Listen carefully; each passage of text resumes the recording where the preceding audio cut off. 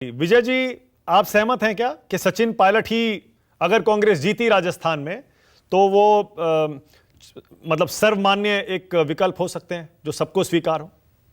माना कि एक तो मैं आपको बधाई देना चाहता हूं कि लोग आपको यूं ही तेज तर्रार जर्नलिस्ट नहीं कहते, क्योंकि आप डिबेट जो है एक स्टेप आगे चल रहे हैं। अभी तो हम लोग यही चिंता कर रहे हैं कि किसकी सरकार बनेगी, मतलब किस पार्टी की सरकार बनेगी। आप उससे आगे चल रहे हैं कि चीफ मिनिस्टर कौन बनेगा।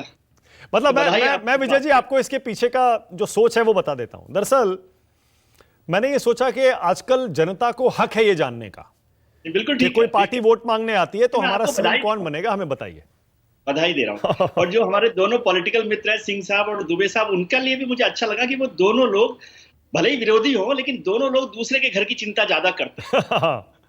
ये भी बहुत अच्छी बात है, ये हाँ लोकतंत्र के लिए मजबूती की बात है। हाँ। अब बात करते हैं चीफ मिनिस्टर की। राजस्थान में यदि बात करें तो कांग्रेस की सरकार यदि बनती है, मैं इसमें राइडर के साथ कह रहा हूं, तो 80% चांस है कि सचिन पायलट को वहां पर नया नेता चुना जाए।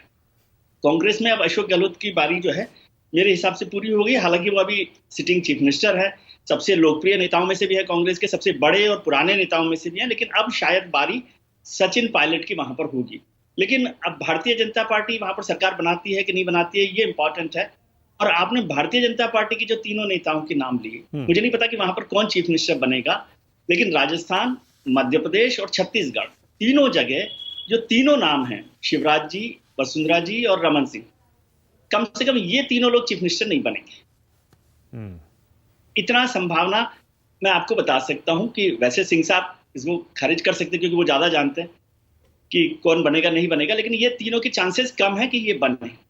राजस्थान में अगर बीजेपी की तरफ से देखें तो मुझे लगता है दिया कुमारी जी का नाम अभी सबसे ज्यादा चल रहा है। और सतीश पूनिया जाट नेता के तौर पर पार्टी के पूर्व अध्यक्ष भी रहे हैं, तो वो उसमें उनका नाम आ सकता है। अर्जुन राम मेघवाल अगर चुनाव लड़ते तो शायद उनका नाम आगे बढ़ अब सकता वैसे था, तो ओम बिरला का भी लेकिन नाम चल रहा है विजय जी। जी ओम बिरला का भी नाम चल रहा है। नहीं, ओम बिरला साहब जो हैं बहुत कोशिश कर चुके हैं, अब वो उनकी पारी निकल गई। इसमें वो हाँ। पहले से कोशिश कर रहे थे, उन्हें इस मैदान में लाया ही नहीं गया। शायद कोटा का अभी टाइम ठीक नहीं चल रहा, शांति धारीवाल हो, ओम बिरला हो। तो और वहां पे गजेंद्र सिंह थोड़ा शेखावत का भी नाम चल रहा है जो कि नहीं वसुंधरा राजे के एकदम ऑपोजिट कैंप के हैं।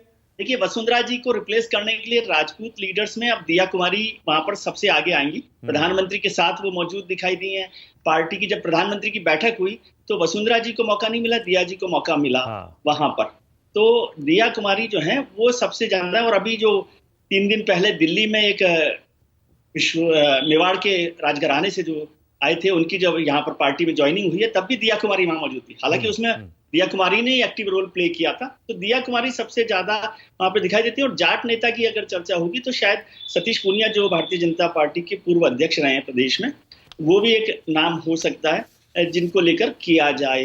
हाँ, मध्य प्रदेश में मुझे लगता है कि यदि आप मध्य प्रदेश की इजाजत दे तो प्रहलाद पटेल साहब का नाम मुझे सबसे ऊपर दिखाई देता है कि यदि वो आए। कैलाश विजयवर्गीय और शिवराज जी नहीं होंगे, कम से कम इतना तय है। ओके और ओके। छत्तीसगढ़ का तो मुझे पता नहीं है, आपने नाम ही नहीं पता मुझे कि कौन कौन नेता वहां पर हैं, तो मैं नहीं बता सकता कि कौन होगा, लेकिन रमन सिंह जी नहीं होंगे। ओके।